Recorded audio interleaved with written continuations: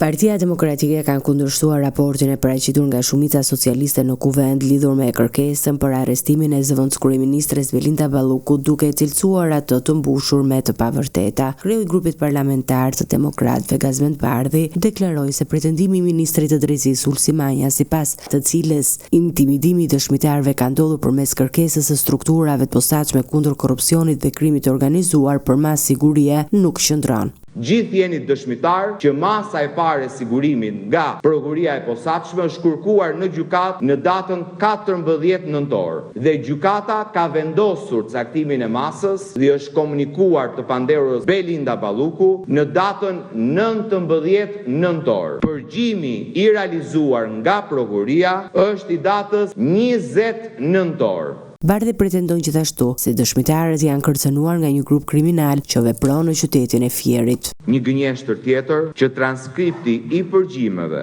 me cilën prokuria dokumenton ushtrimin e presionit përmes grupeve kriminale dhe po e them për herë të parë, bëhet fjalë për grupe kriminale që veprojnë në qarkun e Fierit, sipas përgjimeve të prokurorisë. Atje ku Edi Rama ka caktuar si drejtuese politike Belinda Ballukun dhe nuk e kanë bërë për të mbrojtur Belinda Ballukun, e kanë bërë për të mbrojtur paktin mafios që kanë bërë me pushtetin e Belinda Ballukut. Dhe nuk është e vërtet që bëhet fjalë për thashetheme. Janë prova të dokumentuara se si grupet kriminale të fortët e qarkut të Fierit, siç thotë transkripti i prokurisë, kanë ushtruar presion ndaj dëshmitarëve dhe të panderëve tjerë për llogari të Belinda Ballukut. Kreu grupit parlamentar të opozitës, i cili u përjashtua nga Komisioni i Etikës për përplasje gjatë seancës plenare të javës së kaluar, paralajmëroi se do të marrë pjesë në protestën e thirrur nga opozita në 12 mars përpara Kuvendit.